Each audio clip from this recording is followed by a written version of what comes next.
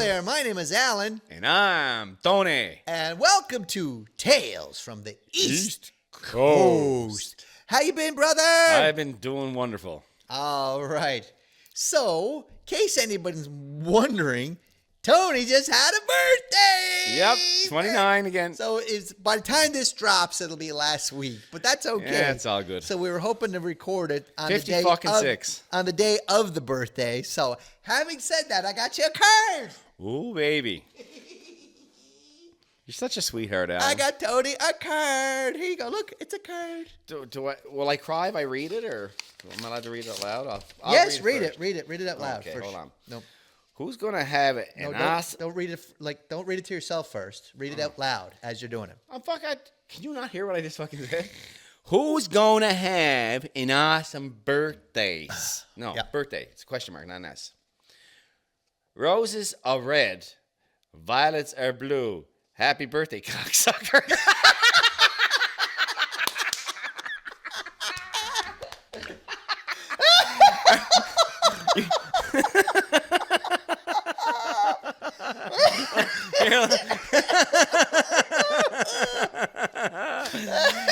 Don't bleep that one out. That's too fucking funny. I purposely looked for one that was blank inside so I can write that in. And it's funny because when I first read it, look, your penmanship is so pretty. I thought that was just that.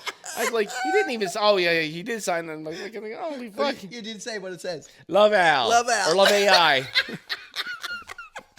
Oh, fuck that. Happy birthday, you. So the rhyme wasn't great, but If anybody can make that rhyme work, though, Alan can. Oh, fuck, that's too funny. you're fucking tears. I think that might be. Actually, I'm sore. I'm like smiling. I got a big fucking smile. I'm not crying because it's sentimental. I'm crying. It's not because even I'm fake. Oh, man. Oh, It's fuck. fucking awesome. So to put a damper on our fucking last week, we had fucking Snow. snow. It was a Snow on Friday. Friday. It's raining on Sunday. Friday was the 29th of May, and it fucking snowed out. I made a little blurb about it on TikTok. I'm like, You know what I did when I came home from work? shovel the driveway? No. I came out and every gas-powered fucking engine I had out here, I let it run out of gas, trying to speed up the global fucking warming. I said, fuck off. Get the aerosol can. Turn all the fucking thermostats up. Michelle said, it's not that cold in here. I said, no. I'm trying to pump some CO2 into the fucking atmosphere. Burn the fossil fuels. All right, on that note, we'll be right back. Hey, we're back, and this episode is brought to you by beers. Last week was Tony's pick. This week is my pick, and I forget what I picked. I don't think we had it before. I hope it's good, man. We're going to eventually have something that we've into because I think we're going to run out. We've had... I like red beer. O'Hearns? O'Hearns. Yeah. Yeah, my English sucks. Here we go. Whee! So this is from the Nine Locks Brewing Company. I was just talking about this beer the other night. Is that right? I was at a party on Saturday at my son's house. They had it or no? No. Okay. The singer in my son's band, Keith We'll call him Doom. John. Oh, Keith. Well, Keith Doom. Most people know him by Keith Doom. Anyways, that's what we'll call him. Mm-hmm. Nathan is his name. Anyways, he works at Breton Brewery. Oh, nice. And we were talking about just different craft beers and stuff. He said, yeah, you must have had some shitty ones. I said, yeah. I said, but none from Breton Brewery. Anyway. Plug. And, shameless plug. And he said, I told him that we like the red ale, yeah. the red ale. I was drinking them Friday night at the bar. And he said, yeah. So he said, well, you got to try the Nine Locks red ale. He did he? recommended this one, yeah. So this is Nine Locks Brewing Company, and it's called O'Hearns Irish Red. 5% alcohol. So where's the Nine Locks from? We always say it, but what does that even mean? Isn't a lock a fucking lake or something? A lock is a lake, yeah. So there's 9 lakes. Where's the Nine Locks? These are the fucking silly bastards to tell you that chill, open is highly recommended, by the way. Enjoy and repeat. Oh, here it is. Dartmouth. These guys are in Dartmouth. Yeah, Waverly Road, yeah. Yeah, Waverly Road in Dartmouth. Yeah, so they tell you to chill it. Okay, here, listen. Here it is here. I was looking for the saying because so please drink responsibly. Yeah, you don't want to spill it. Okay, so produced by the Nine Locks Brewing Company, 221 Waverly Road, Dartmouth, Nova Scotia. I was going to make an Irish joke, but I got worried it may be offensive. You got the groove. You know what I'm saying? No. Offensive? Irish. Flaherty. Offensive. Fuck the Irish. 5% alcohol. All right, let's get into it, man. Okay, So ready? it's going to be a little dark. Yeah, we forgot our glasses. 1, 2, 3. Oh, baby. That might be the best one yet. We did pretty good with... The three of us. Who was on last week? It was Brandon. Brandon. Oh, yeah, Brandon's a fucking pro, man. Ooh, it smells good. There's no real big... Oh, it doesn't smell like grapefruit. So Not bad. It's very good. What are the ingredients? Did we read that? Oh, yeah. Wheat, barley. Yep. It contains some bite. And orange. There's no orange. No. That's French you're eating. Oh. Contains wheat and barley. Oh, that's it. That's made with water, hops, malt, yeast, and love. It actually says love. Oh, I'm spilling it. So I'm spilling moving it with forward, we love. don't have to say water. We know water's in everything. Water's got to be fucking There's even water in milk. obvious. There's water in T-bone steak. There's water in my belly. Because I'm putting the beer in there. I like it. I really like it. Reminds me of the I really like it. Irish Red. It reminds me of the Brett Brewery. And the most important thing, there's no preservatives. But that does mean you have to drink them quickly. It's craft made, all natural, zero compromises. It's small unfiltered. batch, unfiltered. No preservatives. Craft made in Nova Scotia. What does that even mean, craft, though? Does that just mean small batch? Because I think... I think that's what it is, yeah, craft. Because I think... Oh, well, you got these guys. These are commercial beers, and they're Speaking like of North beer- America wide, right? Well, beers. we have the ultimate craft beer being lined up. Oh? Like, we're talking homemade, straight from Lingan. Oh, I was told that. Were you talking to him? Scott. Scott He told said me. he told may me the have same thing. a little bit left. So and our buddy Scott's dad used to brew his own brew at home, and we used to drink them when we were younger. Well, we'd steal them. Yeah, and because when you're a kid, you're fucking broke. You can't afford to buy beer. But Scott would be like, "Come on over here, boys. I got beers." And I remember too, because you'd pour it, and he said pour it slow because it always had the bottom. It had the sediment. Everything which was settled. contained the most alcohol, so we just chewed on that shit. Home brews. But home not only brews. was Scott's dad, definitely God got rest it. his soul, an amazing It was good beer maker. The motherfucker was an engineer who made his own ships. Like, he made a catamaran. He was a nautical engineer. Yep. Exactly. Was that what he was? He was a nautical engineer. But yep. back to Scott. And he could build shit. Scott is hands down the most underrated guitar player on Cape Breton Island. Scott's going to be one of our guests sometimes. And we're not just saying that because he'll be our guest anyway. Because he's bringing beer. You played with Scott, and you wrote music with Scott and stuff. Yep. He's a great songwriter. Great songwriter. He's just an all-around great guy. Yep, he is. And we're looking forward to this. Yes, we are. This is good I was beer, talking Alan. to him. That's what he said. He said, "Well, you guys are doing the beers." He said, "I can probably get you guys some home brews." I'm like, "Not your dad's batch." I said, "Wouldn't they be like older? Like like his dad? God, like you said, he's passed on, unfortunately. But apparently he was still brewing beer, like right up. You've tasted them. I've had them. They were good. They were good. And they didn't have that piney taste like a lot of these. No, like this no, one they were now. more This like one this. doesn't. They were more like this. They were just a strong beer. They were I just a remember. strong I don't beer. know how you test the percentage of the alcohol, but I remember one time Jerry saying, It's a floaty thing. It's Okay. I remember Did Jerry- they have a device that does it? Jerry made at one time. I think he made a beer that was 11%. That would be strong. And I remember this story. Scott said, "Do you want to come out?" He said, "and help Dad with the garage. Well, there's some beer out here in it for us." Yeah. Yes, we're on. So, anyways, we went out, and it was. I vaguely remember being summertime because it was fucking hot. But what we had to do would have been hot if it had been February. We basically broke up all the fucking concrete in the garage with fucking hammers and stuff, removed all the concrete, and poured more concrete. Now, this story might be altered, and Scott, if he watches these, he may say, "Are you fucking nuts, man?" Well, a truck backed up, and yeah. When we have Scott on, we'll confirm it. But anyway, and I remember like thinking, and we were drinking the fucking beer, and I remember Jerry saying it was like, I think 11%. We just knew it was fucking strong. It was double what like a Keats would have been. Keats would have been fine. Anyway, easy. Man, oh fucking man. Even if it was 7 or 8, that's still like makes a difference. Oh yeah, no, it was, but they were good. They tasted good, and I mean, I always liked beer. Like it's, does Stacy like beer? No. Yeah, my wife's the same way. She would rather just fucking not drink. My thing back then was free beer was better than no beer. It doesn't matter what it tastes like. Yeah, because back then, my only rule was, what do we all have in common back then? We were broke. We had no money. No money. That was the common denominator. So, you want some free beer? Sure. What do I got to do for it? Yeah. Does it matter? No. No, that's right. Don't fucking matter. Free beer, I'll fucking do it. All right, brother. Here we go. Try the 9 Locks Irish Highly Red. recommended. Yep. Give it a good solid 9. Hearns Irish Red. 9. We'll be right back. East Coast Spotlight. Hey, welcome back. And on this week's East Coast Spotlight, we would like to welcome Dan McCarthy, man. Hey. How's it going, eh? It's going good. It's going good. Right on. It is. Pleasure to have you on the show. Yeah, Thank you. nice to finally meet you guys. Yeah, I know, right? Yeah. We seen each other around in passing, but never. I don't think we've ever met before. Fucking playing the band together. With him, not you.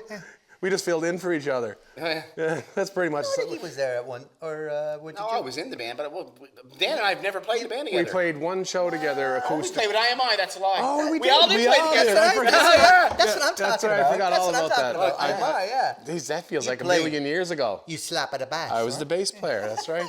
That's too funny. All right, we want to get into it. So Dan's on the spotlight this week, so we're going to talk about you, Dan. Sounds good. All right, Dan, how long now have you been in the music business?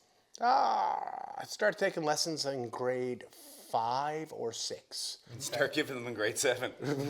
I did in grade 9 actually when I started teaching. I did, yeah. Dave won here tonight. You're a good student. Yeah. A long time. I started doing my first early gigs, like paid performances, at about 14. Oh, is that right? Yeah. Oh, wow. Cool. I remember seeing you probably for one of the first times during the Ride for Sight. That sounds about right. I was with Broken Dreams in 1990.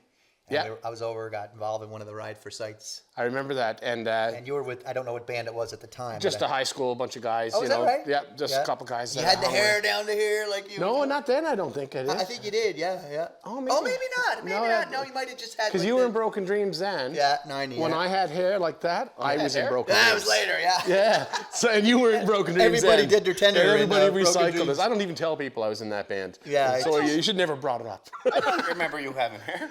I had a lot of it. Looked like He a did, cowardly man. lion. He did, yeah. I did. Except I wasn't that cowardly. All right, then, Dan. I've heard. What made you want to get in music way back when? My best friend was taking guitar lessons at the time, and we did everything together. We were skateboarders and stuff.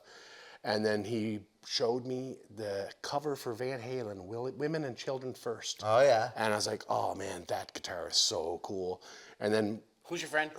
Jeff Knott was his name. I haven't seen him in probably a good 20 years. He ended up being a bass player later on in life. Cool. But I remember my dad taking me out to my grandmother's place, and he had old plywood. We painted it the same color as Eddie's guitar and put the stripes on it. Cool. And we went to a lip sync in the KOC in North Sydney when we were in grade 6 with these cutout guitars. With He cut the guitars out. and we painted them and the whole 9 yards. I That's remember awesome. drawing on the plywood with the big Sharpie and my dad cutting it out and stuff. That's wicked. It's funny how I didn't even know that's the kind of impact Van Halen had on you. But and I gave Dan a Van Halen guitar there recently. You did, yeah, you did. Yeah. I was actually thinking when I painted that up, I was like Dan would like this.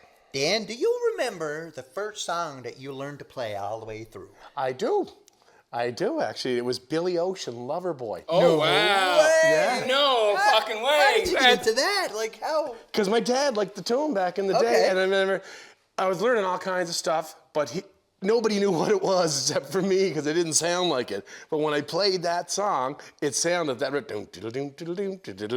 Dad's like, oh, that's a Billy Ocean tune. I'm like, yay, I won. Finally, somebody recognizes something I'm playing. That's awesome. Yeah. And then I moved on from that one to probably Handle with Care, the Wilburys. Wilburys. Yeah, what a good. Yeah. That's... And of course, every AC/DC song ever written. I often forget like how many years there is between us. What do you mean?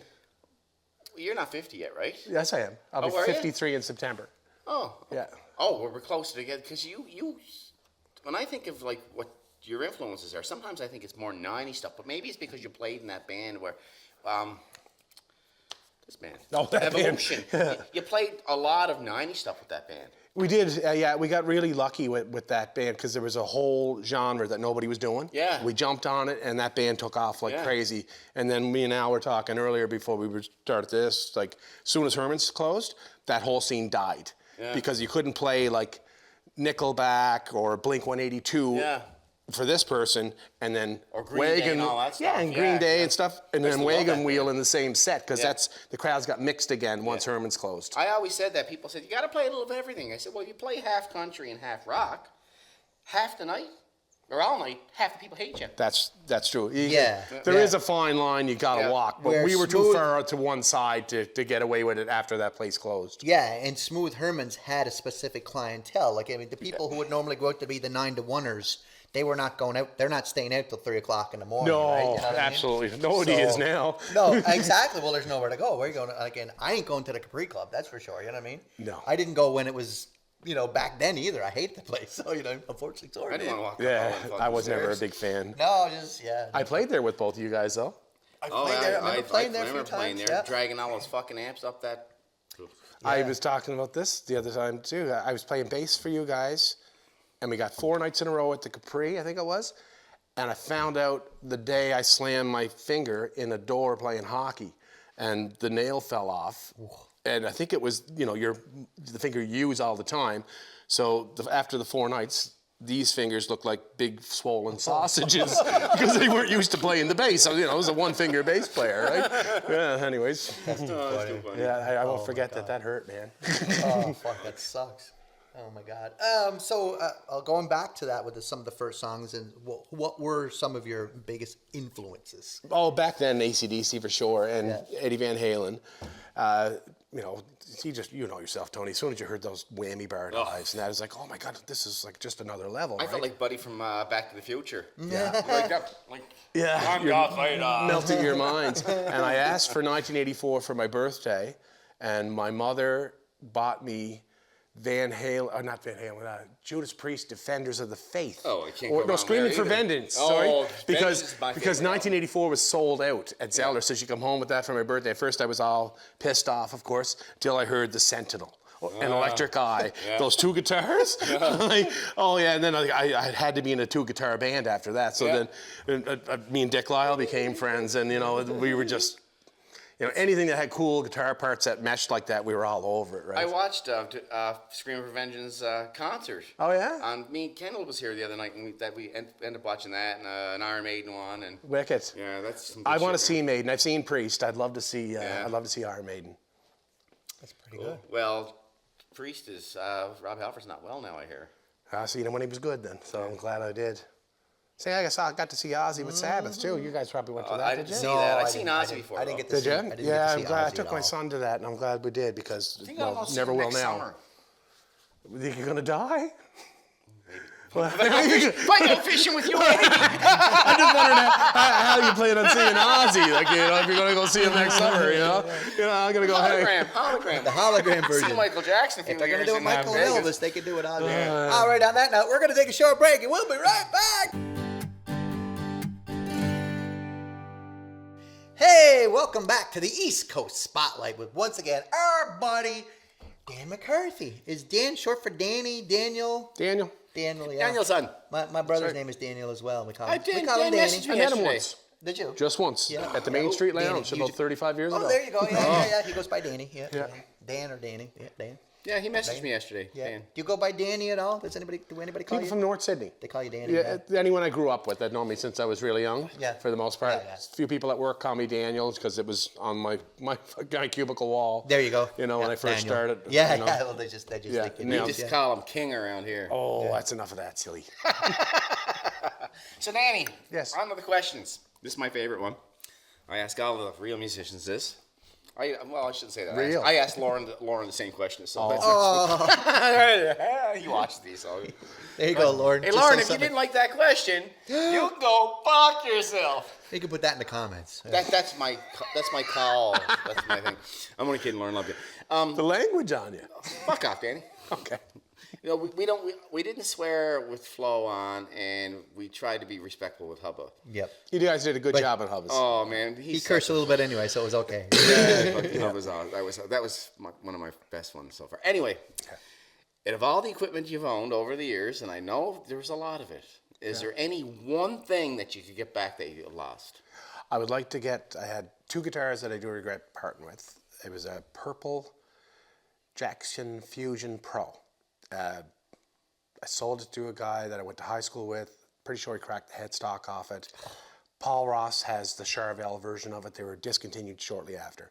The color was a candy blue, so certain ways the lights would hit it. And I had the chrome Bad Horsey Steve Vai Gem. Oh, I remember that. And That was beautiful. It was stupid of me because I sold, the same type of trip that I'm going on next week. I thought I was going to have to sell it to cover expenses for a fly-in fishing trip. I got my priorities right. Yeah, you're fucking right, you do, buddy. I met a guy who was a collector of gems. He had a whole bunch of them. He had the old green ones, they call them chrome ones Loch are Ness.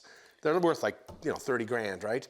Anyways, it went to a good home, and I come home with every dime of the sale of that guitar in my pocket. Yeah. I didn't need a penny of it, so I regretted selling it. I always wanted the chrome Satriani. Yeah, I had your red one, I believe. Oh, is that where that went? Yeah, and then I sold it to one of my students back in the day. You traded me for a Firebird. No, Les Paul. Les The Paul. red Les Paul. I gave you my Les Paul Studio, and you gave me the JS100. Yeah. Darren ended up with the Les Paul, I think.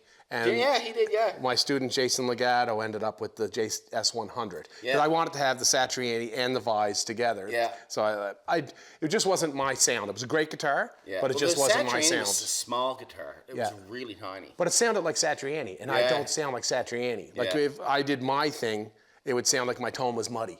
I said to your mom, I was sitting with your mom, I was like, I said, that guy's a fucking monster. Like, what the fuck? I said, what kind of fucking planet was he raised on? Ask her. I said that to her. I appreciate the compliment, but I don't remember doing that, and it'll probably never ever happen again. And then you dropped the guitar. No, I didn't drop it. I got it. That's why I have a pocket full of strap locks that he gave me before you got here. My Les Paul fell off. The top one fell first. I managed to hold on to it in key. Yeah. And then as soon as I got it back on with this arm, it fell off the other side. No. Oh yeah, but I got it back together, and I didn't miss any notes. It was pretty cool. Yeah, I couldn't believe you.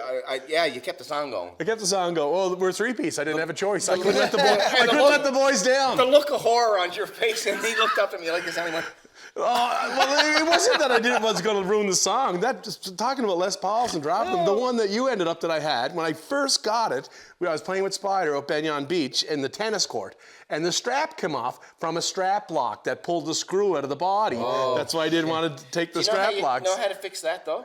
You take toothpicks. Yeah, I know. I've done that. Jam the toothpicks in, and some glue, and then you fill it with like the wood glue, and then you leave it sit for about 45 minutes or so, and then you can tap back in. The guitar fell face down on the pavement of You're lucky it didn't go the other way. Yeah, I popped the pickup out and everything, right? And Dougie Houtzen, the bass player, was laughing his ass off at me, of course, right? And I was ready to take it and impale him on the fucking thing, right? I was so... It's funny now. Love you, Doug. But it wasn't funny then, and I think he realized that I wasn't laughing. Yeah. Well, I was upset, right? You were at the house tonight, I threw my white Les Paul over my shoulder and snapped the neck right off of it? No, but I know about this. I found the picture. Popped up in my memories last week. You reattached it, though. Oh, I had it... Not once. Yeah, that's not twice. Yeah, but 3 times. Not 13 though. Not 13. Okay. I'm working on it. All right. So that might be in line with the next question then. What is the most memorable gig you had? Either good, let's say a train wreck. Tell us about an awful one. So that would be That would be right up there, dropping your guitar on the pavement. I've had a couple of dandies. Some of them were all my fault too. And I don't want to. Well, we got to keep it clean, too. I don't want to talk about those ones. Well, we say we got to keep her clean, buddy. Yeah, back in the day, Stuff that happened on the stage. We were on autopilot. I'd have a 40 ounce or a quart gone before I hit my first song. Oh, I know you're shocked, yeah. But people wouldn't even know you were drinking until they talked to you, like between breaks. You did a good set, and they, hey Dan, good set. What's going on, buddy? And they're like, oh, he's drinking. I remember going over to see you at the main event one time. I think we were playing. You were playing an early show or whatever, but it wasn't from drinking. You were sick. You're outside by the main event, fucking horking. I was sick? You weren't even drunk. Yeah. You were fucking sick. And I'm thinking, I said to you, you're going to be able to fucking finish. Oh, yeah, I'll be fine. and then it was like, you went back in, and you fucking got on the stage. It was like, you were just throwing up uncontrollably outside. Yeah, I don't think you had a drink in you. You were not feeling well. I was just sick, You were sick. And I was thinking, fuck. Man, I don't Those know how are you the do worst it. ones, yeah. I don't know how you do it. I had some fill-in gigs, Al, that I did that were pretty darn bad. Is that right? I remember I did one. I don't even know if the guy's still alive anymore, so I won't say his name. Yeah, that's all right. And I used to get a lot of kind of hired gun calls. Yeah. Can you play with this guy? Can you play with that guy? I'm too busy now, so no one's called me in a while, or they just don't like me, one or the other. But no, once I got busy with my own projects, those calls kind of stopped. Yeah. But this guy, he was so hammered. Like he was inaudible. Like he couldn't speak. Really? But he was standing up and he had all the garb on, like the country style black leather hat, the chaps, the whole like he Were they looked. assless? Is there ones with asses in them? Oh. I don't know about this. Everyone says, did he wear the assless chaps? I haven't seen chaps with asses part of them. Did he have clothes underneath? He did. He had a pair of jeans okay, on. yeah. Anyways, it was really, really bad, and I ended up having to even go to the bar to get paid. They didn't even know who I was, and then pay him his share and all this stuff. But Man, oh man. yeah. And one of the best ones I've ever had. Good stories, Yeah, though, it makes for good stories. It's a long time ago. Yeah. But we opened for Lou Graham for Foreign or whatever. That was a lot of fun with Evolution. Oh, that's cool. Yeah, and one of the funnest ones, you say Broken Dreams, we played in Deer Lake, Newfoundland. You guys played down there when you were in them too. You did a little bit. I didn't go. No. You didn't do any touring? They went after that. Okay, we did a little bit of touring. We did Goose Bay, Labrador, and stuff like that too. But it was the place was called 5 Main. I don't believe it's a bar anymore, though. It was a church converted to a bar. And Jackie Matthews was doing sound, if you guys remember Jackie. Yeah, it was a pretty crazy week on the road with him. But I got on top of the speaker tower, and that's back when I had blonde hair to my waist, and we were doing Comfortably Numb. Oh, yeah. And so I got these vaulted church ceilings above me, and like the acoustics are incredible. I can feel my guitar coming back at me, right? And like my the volume's on stun, just tear your head 100 off. watts probably. Probably. I can't remember what it was I was using back then. And like the whole crowd of the bar were at the bottom of the bass bin looking up at me as I'm doing this, 6-minute long guitar solo. It was just like, it was like, I felt like a rock star for those 6 minutes. Halo was above. Yeah, everything was going right, no bad notes, no broken strings, I got lucky. Didn't fall off. No, I didn't fall off. Yeah, I didn't fall off. I didn't realize how important that part was. Yeah, I've done that a few times. I've felt a few times. Holy fuck, yeah. So here's a good one. And because you played in a bunch of different bands, and then Evolution was one of your baby, I guess. Would you call that your baby at the time? I put a lot of work into it. Yeah. So and you said earlier you guys were doing more progressive stuff at the time, more 90s. We wanted to use it as a vessel for writing. Well, I did anyways, because I did. I wrote 2 full-length CDs or albums, whatever, and I did get a publishing deal out of it. we still got one, right? Yeah, that's the second one. That's the second we didn't print as many copies as that one, and that one's. For better lack of a term, it's more of a sellout, I think. You know what I mean? I don't think I heard that one. I heard the that first one's one. wicked, man. I love it. It sounds like everything else that came out around that era, even though it's fairly original. The first one, some of those songs, I wrote them 15 years before I ever recorded them. So they had lots of time to percolate and become their own thing. They grow. Where this one was, I wrote the songs all within a 1-year period, I remember sitting in the studio with you one day because I was booked in for the evening session at the studio. Right. And you were sitting down. I was just sitting there, talking to you in between takes and stuff. And I was talking to you, and I asked you about like the song or whatever, because all I could hear was I couldn't hear there was no vocals at the time or whatever. You were just tracking rhythm guitar parts. Right. Anyway, and then you finished the rhythm part that you're working on, and you ran a tiny little bit late, and then you were just going to start on a solo or something, and you fucking done one of the solos off the cuff, bam. I forget which song it was, I said, "Yeah, how long have you been working?" I asked you how long you've been working on it, and you said, "Oh, I just did that." I'm like, what? It was a really fucking complicated thing. I didn't believe you at first, but I later found out that you don't lie. I have no idea. I don't remember seeing you in the studio, to be honest with you. No, it was over at Mark's studio, yeah. And I remember you had the sofa, and then the console was there, and you were sitting right there, and Mark had his back to me, and I was sitting there, and then in between takes and stuff, I'd be talking to you, because all the amps were in this little booth and stuff, and I was like, sweet fuck, I couldn't believe it. I liked working there. He's a hell of a nice guy anyways. So laid back. And he would only kind of put input in like very sparingly. He kind of lets you do your own thing, make your own mistakes and learn from your mistakes. But every now and then, if you asked him, he would contribute, an idea. I remember some of the harmony vocal lines that Dick was doing. He said, why don't you try to go down on this one instead? And then sure enough, it did work better. And there's nothing wrong with that, really. Oh, yeah. Ask the guy and he gives you that's perfect, and it was good feedback. I even got him to play a couple of things on one of the songs. He played a little bit of mine, too, and he doesn't get due credit for it. Yeah. He's a really good player. I think it was just E-notes like that. I couldn't come up with something, like I didn't want to add a synthesizer or play piano on it or anything like that.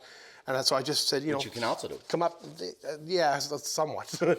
But he added to it, and then it was good. Yeah, no, he's so great. let's go with this then. In the evolution years, when people come out to see that band, Dan, was there a song that you guys played all the time that, this is the crowd pleaser right here? There was a couple over time. Is that right? Yeah. We did, I think it was Goldfinger's version of 99 Red Balloons. Oh, is that right? I remember you doing that. Yeah, and people really dug that when it came out. And we played a lot of tunes when they first came out. I remember like AFI was kind of big, and I could scream back then, like more of the raunchy vocals. And we were doing that kind of stuff. And Are You Gonna Be My Girl by Jet was... I remember you doing that. That kind of became our closer the last couple of years. Okay. And I remember one of the girls that I work with used to be a bartender at Smooth Herman's, and she said, we always knew it was just about the end of the shift when we heard dun dun dun dun dun dun. Yeah. It's time to go home. Lester's a great fucking drummer. Lester is a fantastic drummer. He's really good to work with. And a fucking sweet guy, man. Oh, you can't meet anybody nicer. Yeah. We were real lucky in that band. And sometimes you can shoot yourself in the foot around here because the demographics so small, right? Like if it's too tight of a niche, like Bittersweet was fucking an awesome band, and we've all played different versions of that band. And we were in Bittersweet together too. Yeah, I have it on video. And I have proof. I mean, it's some of the most fucking amazing fucking gigs I've had, far as like music wise, was that band. But with the age group you're targeting, it's our age group. It's our age group. We don't go out. If we weren't gigging, we wouldn't be going out. They're not. That's what it is. They're not at the bars. And it's a shame because that was a really good band, a good tight band. I said a few times, and recently, Bittersweet should have been doing Soft Cedars because it wasn't the greatest day. A video comes up in my memories every now and then, Bark at the Moon, and there's people trying to dance to it. And it's fucking hilarious. Yeah, like you guys had a specialty, that market that you guys could have tapped into, but then you walk that fine line, your desire to play versus your desire to play the right show for what you're doing. Because I remember me and Sean Paris having many meetings with Hubba, let's not play so much because, we can probably get $5,000 or $6,000 a night here or there, or whatever like that. Because the band was super popular. Yeah. Every room we played was full. Yeah. Made yourself scarce. And Hubba would agree, and then it would be like, we're at the Steel City Tuesday and Thursday.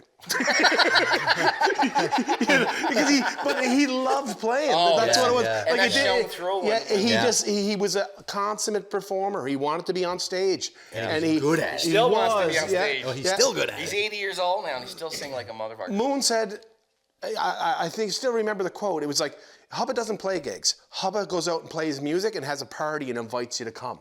Yeah, what a great way to say that. Yeah, and that's pretty much what it was. Everybody came, everybody knew him. We had a lot of fun, and we were like a family, that band. Listen. He spoke very highly of you, by the way. We talk, 3-4 times a week all the time still, and Parker that's too. Great. And it's funny, like Parker and I took Parker's place when he left Spider, however many years ago it was, and that was tough for me. Parker was Follow him? Oh, Holy like I'm such a different guitar player than Parker. Parker's a blues monster. And his sound and his personality, everything. He's, when Parker plays, that fucking guy is playing guitar. He commands it. And I struggled for probably 2 or 3 years behind him. Oh, man. But then I had to kind of make it my own. And then we start doing not the big band from the early 2000s. They did 3 a.m. Matchbox 20 and Goo Goo Dolls and finding my niche and putting my stamp on the band a little bit. And the times were changing, so then it started to work, and then I finally found my way. But when we did the reunions with Spider, the first go around, I told Hubba, I said, there's 2 different eras of the band. There's Parker's era and there's kind of my era now, because I was there probably 12 years. Yeah, 12 years. Wow, The first run, Yeah. And I said, he has to come back. We got to do it all together. So they, that was a really good move. Oh, I thought so. No, the first shows, and then we'll go right back to Hubba wanting to play all the time. We had all these great shows that were selling out, and then it was like, we're at the main event Friday. Oh man, what's going on? Instead of all these bar bashes. Talk about tone. I have one story that I love to talk about, people having tone in their hands, and it doesn't matter the gear they have, right?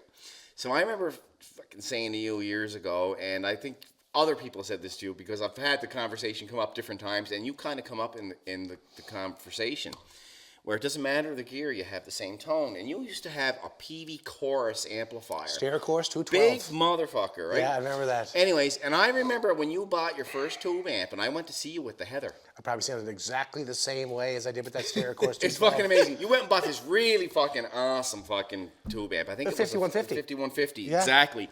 And I was thinking to myself, I can't fucking wait to hear this, because you always could play, and you always sounded good, don't get me wrong, but transistor amps were kind of going out of fashion back then. Yeah. They were done. And I remember the first fucking chord, and I was like, holy fuck, it sounds identical to his fucking PV. On that note, we're going to take a short break. We'll be right back.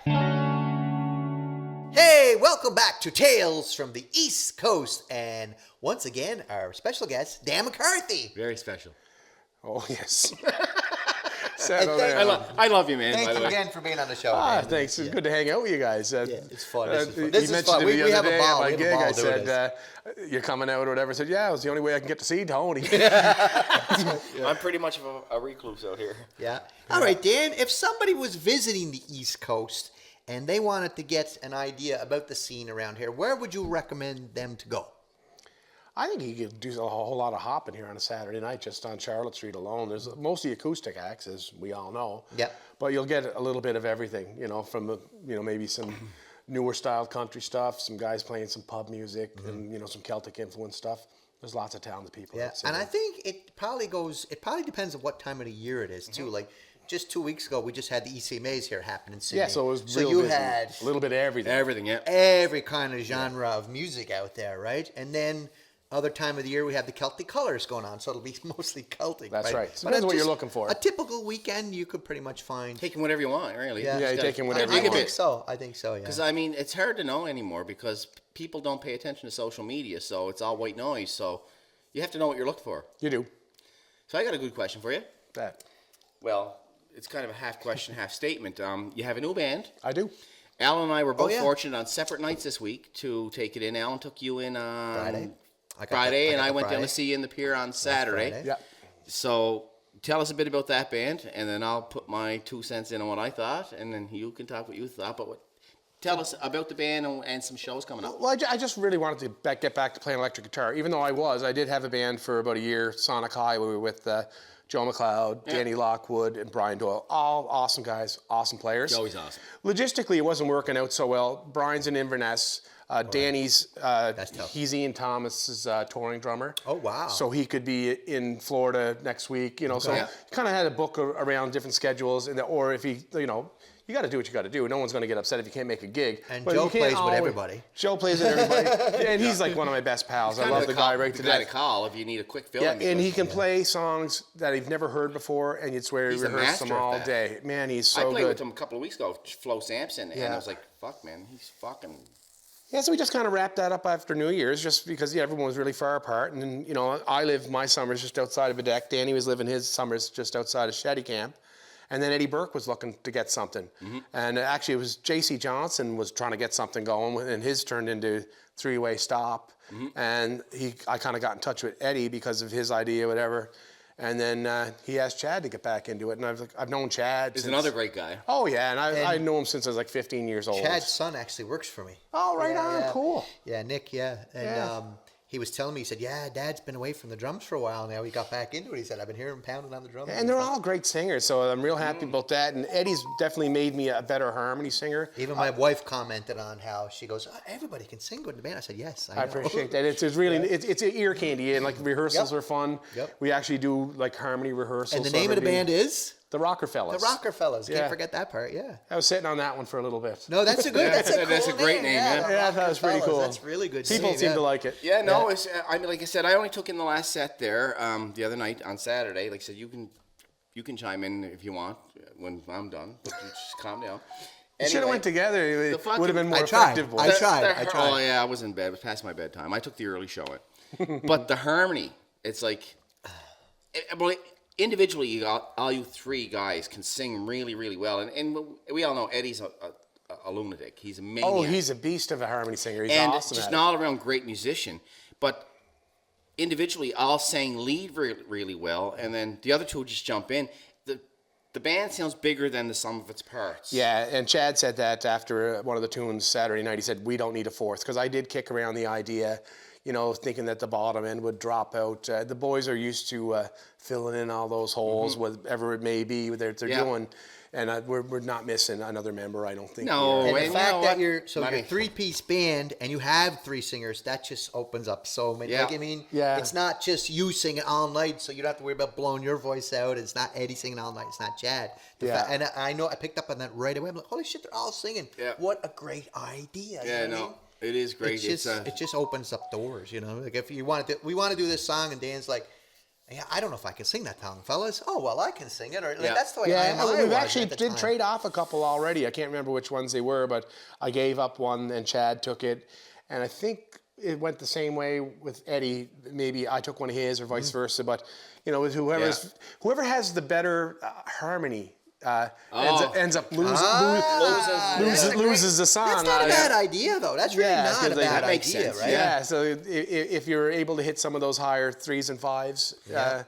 it works out. And I mean, the way things are economy-wise and just money-wise, and people want more for less, I mean, it allows you to make some money and do it, Yeah. because that's important.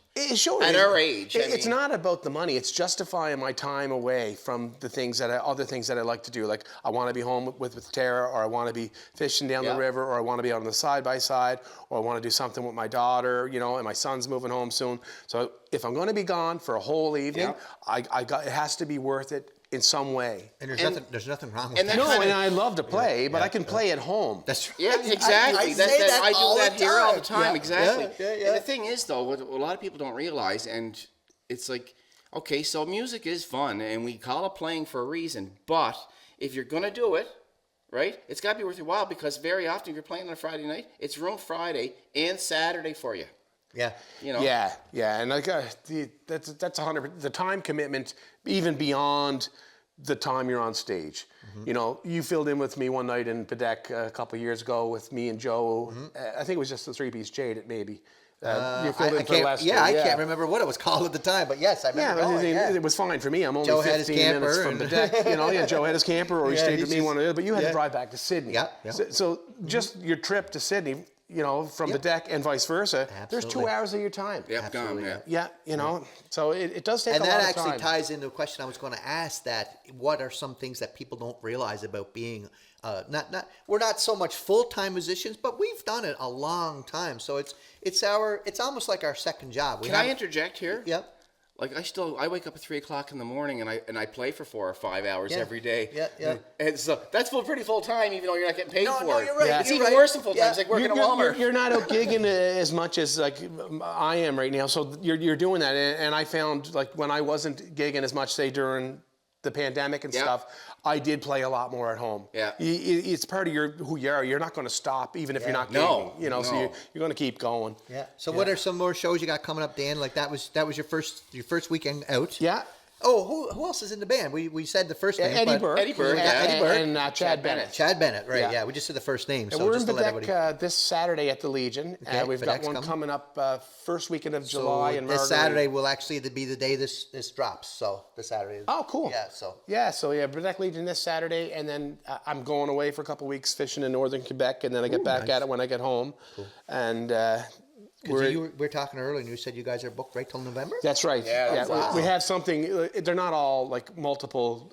Like we still do our solo shows, Ed and I. Oh, is that right? Yeah, because I'm still doing that stuff. So And you play solo, or it's you and Ed? Nope, I just do it by myself. you're I doing- do a didn't lot of realize you looping were and doing- stuff. I didn't know you yeah. were doing solo shows. Yeah, I've been doing that's mainly been your that main for thing, the yeah. last couple of years. Yeah, I'm pretty See, busy I know. with it. I'm not following everybody online, right? So I don't Yeah. see. I don't. It's not that I don't follow people. It's I don't follow COVID anybody. kind of created that whole thing because Well, it's like I was saying. I'm sorry, I don't mean to cut you off, but I was saying on that, in that whatever, like Andrew Doyle, I used to see playing everywhere. I don't see him anywhere anymore. I don't. he still is busy And as that's he what ever someone was, told me. maybe He said, even a yeah. little bit more. Yeah, And but he like, does a holy lot of shit. private events and that. And That's what I heard, Andrew's yeah. got good contacts, like corporate stuff and that. And He's worked hard. He deserves He's it. absolutely he has worked So hard. you He do deserves it. solos, and Ed does solo shows as well. That's right. Okay, I didn't realize that. And we still do the fill-in stuff. Like, I'll do a show with Bobby if need be, Bobby Curry, Okay. Yeah. Mike Watt. Bobby did a show whoever. here. Yeah, I It was seen good. it. We Yeah, had it was fun, good. Yeah, you played the tune at the end. That's right. That's all my guitar work. Oh yeah. Is so that I, right? I produced that album. Oh, nice. He Yeah, mostly spoke really highly of you. he wants to. Oh, you remake it. must have edited that all. So I got one last question for you, because Yeah. I know you're a busy man. What advice would you give to any young people coming up, just thinking about getting into music or just got into music? What's the best advice you could give them? Play what feels good to you. Don't play what is on the radio or you think somebody else wants to hear. Ooh, that's an original. But if it feels good to you, then you're going to telegraph it, and they're going to like it eventually, because you're giving a piece of your soul. And Man, that's wicked. And that kind of shapes who you are. Like, we all have our influences, and you can almost see when somebody plays, when you tell them, like when I tell people that my heaviest influence was Neil Peart and Stuart Copeland. A lot of people don't realize that. Yeah. It was Stuart Copeland first, and then people see me playing, they're like, I hear it. I've had people online. I hear it in your wrist when you snap the snare. Yeah, It's that- on my got that- YouTube videos, watch me just say, "Oh, I see a little Peart influence there." Yeah. Like, and I'm like, "Oh, thanks, man." It's just, Yeah. it just But I mean, that's your Eddie Van Halen. Exactly. exactly right. And I love Stuart Yep. Copeland's work. I love The Police, and I'm kind of a closet Peter Gabriel fan. I love all Yeah, that stuff. well- The best players in the world. I Yeah, said pardon. exactly. Yeah. Pardon. Did you say you're in the closet? Yeah. Yeah. So Dan, is there anything that we didn't talk about that you'd like to mention that somebody would like to know? No, just good to hang out with you guys. That's awesome. We have fun doing these. I've watched 3 or 4 of them so far. You guys are doing a good job, and We're having fun. I think it's good for everybody, the Yeah. musician It's good for community as a whole. prosperity, I think. I almost feel like we should get the rest of the people who ever played in Spider coming in, because we have Parker coming up soon. Should. And it's like maybe get you all together. That would be a lot of fun, actually. That Yeah. would be a lot of fun. I'd like to Go to Hubba's sit place, with Moving Place Bay, me, eh? Hubba, and Parker. It would be a nice one. Yeah. And Joe Paris, too. And Joe's was Oh, there. Joe, I've been doing a little bit of stuff with Joe over at Lester's place. Okay, right A lot on. of fun. I'm doing The that. foundation. I've watched some of it. It's I'm really doing, good. doing the month of June with them over there. Yeah, too. that's another thing that guys are doing too. That I Isn't kind of that compare. awesome? It is, but it's the same idea. You And guys, you've done it. promoting. You've done I it. have, yeah. Yeah, I saw it. That was Yeah. a lot of fun. I love doing it. I've done a couple, and I'm not singing the next few, Okay. but I'm playing because sitting in? one of the guys. I don't know if it's the magician guy. What's his name? Again? Carmen. Carmen. I don't know if it's Yeah. Carmen or John that can't do them, but I'm doing I think 2 or 3 with them over Awesome, there. man. Yeah, I was going to do a second tune because the first one I did on piano. The second one I was going to do one and play guitar on it, but just I got so busy I couldn't. And then Yeah. people really want to do these things. Yeah. like They're Lester's- booked. They're booked Yeah. like, Oh, yeah. right through the summer. Yeah. And they have a sponsor now, which is awesome. Yeah, that's great. Lauren it McQuaid is awesome. behind them. That's recognizing it, and got to give props where props are due. Like so many of them are really, really good. But when Thick as Thieves did Sin City, man, oh man, I know, right? I was like, yeah. that Yeah, I was- was like, man, this is like awesome. I man. think that was probably one of out of all of them was Yeah. one of my favorite ones. That was my favorite one. Yeah. Yeah, I really, really enjoyed that one. The guitar sounds were just, You know exactly what I mean. Yeah. Yeah. It was dead It on. was ear porn. Well, look who was playing. I know, it was great. It was awesome. I even stopped in to see the boys the last time I played the Triangle. They were at Daniels doing their sound check when I was on my first break, so I walked down. I don't know the other guitar player, Logan, but the two of them were... Oh, Logan's Michelle's cousin. Oh, okay, right on. Yeah, I knew he's from New Waterford. Yeah. And the two of them were doing their sound checks, and they're like, I didn't want to go back and play my acoustic after hearing these two guitars. They just sound like money, right? It's like, oh my God. And unfortunately for poor Logan is that Lick. I love Dick. Dick has such a big sound and a reputation that poor Logan sometimes sits in the back, like he's kind of like not overshadowed. He's maybe a little timid about it, you know. He can fucking play. He played with Ratchford, didn't he, at one time? Was he? I don't know. Or was he Ratchford's cousin? Be good. Maybe no, I don't know if he is, but I watch a few of his like videos. Good job wrapping her up. Sitting at home. What are you gonna do, man? Like, you want to hear like someone copy Steve Lukather, tone wise and playing? He's your guy, which is fucking massive. Yeah, that's awesome. Like, yeah, that's technique and taste. Yeah, he's got it all. Like, he's got technique, taste, and he's so humble. Yeah, I don't know him. Humble. I know he got a great guitar sound from when I heard him do a sound he's check. such a sweet guy. Right Tell on. him I said that, though. See, that's what happens, Dan, when somebody says something and it just triggers. It just triggers. Like the questions are only there to trigger the conversation. Right? There you go. All right, then. On that note, we would like to Love you, thank man. Dan McCarthy. Where's my beard? Thanks for being here again You're welcome. on the East Coast Spotlight and Tales of the East Coast. And don't forget, check out the Rockefellers if you get the time, because these guys, you know, they're going to be gigging all summer and just... And if you three don't really get good the time, yeah, you can go. All right. Oh, you can be nice, Tony. I can be sometimes. Peace out. See you later. Thanks, Dan. Hey, welcome back to Tales from the East Coast. And thank you for watching the show today. If you made it this far, we'd like to thank our guests once again. Who was it? My good buddy and my Yep. my lifesaver, Dan McCarthy. Yeah, Dan McCarthy. That's a story for another episode, probably. Oh, yeah. And you can follow us on YouTube and on Spotify and on Apple Podcasts. And like always, I forgot to mention to you, the YouTube channel that this is on, we hit 500 subscribers this week. Oh, cool. Right on. So listen, please tell your friends, subscribe, tell them to subscribe because, you know, Smash the like button. Smash that like button, I whatever don't it even know what that is. fucking means. that means just press it. It's just a boop on your screen. That's it. I always laugh at people when they do that. Smash the like button. Are we gonna talk some more? Or are we gonna? Oh, we're done. And we're all done. I think we're done. So, hey, See you, Danny. Bye, buddy. see you next week. Love you, man. Bye.